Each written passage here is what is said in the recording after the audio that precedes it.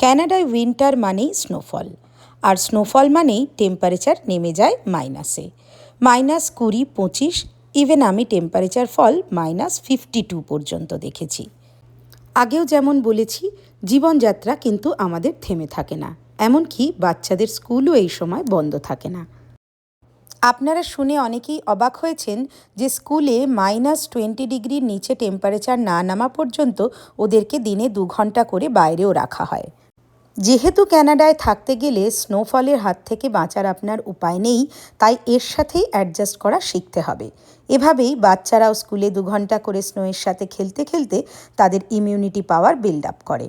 তার সাথে সাথে তাদের ঠান্ডা লাগা, সর্দি লাগা, কাশি হওয়া সেগুলো আস্তে আস্তে কমতে থাকে। চকো আগের বছর যখন প্রথম ডে কেয়ারে যায় এবং 2 ঘন্টা করে বাইরে থাকতে থাকে, তখন ওর যেভাবে ঠান্ডা লাগতো, এবছর টাচুর ঠাকুরের ইচ্ছায় ও নিজের ইমিউনিটিটা অনেকটাই তৈরি করতে পেরেছে।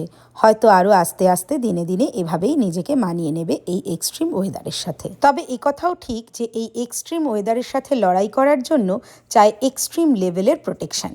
তাই চকোকে আমরা কিভাবে ড্রেস আপ করিয়ে স্কুলে পাঠাই সেটা দেখতে অনেকেই উৎসাহী হয়েছেন।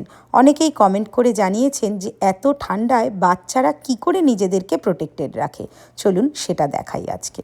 স্নোয়ের সময় যেটা মাস্ট হ্যাভ সেটা হলো স্নো বুট। ভেতরে উলেন লেয়ার, বাইরে থেকে ওয়াটারপ্রুফ।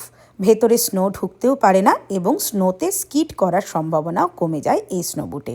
তাই স্নো বুট এই যুদ্ধের আরও একটি প্রধান অস্ত্র হলো snow jacket. Snow jacket should be very very good one. যেমন আমরা চকোর জন্য যেটা ইউজ করি সেটা হলো কলম্বিয়ার একটি থার্মাল ইনসুলেটেড জ্যাকেট।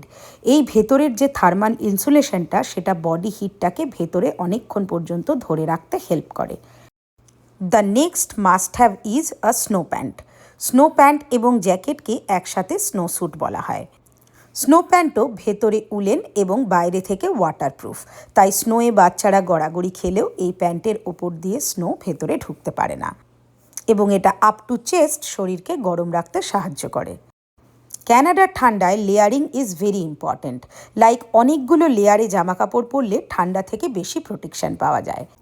তাই জ্যাকেটের ভেতরে থাকে এরকম একটি উলেন সোয়েটার কিংবা সোয়েট শার্ট, আর তার ভেতরে একটি ফুল স্লিভ টি শার্ট।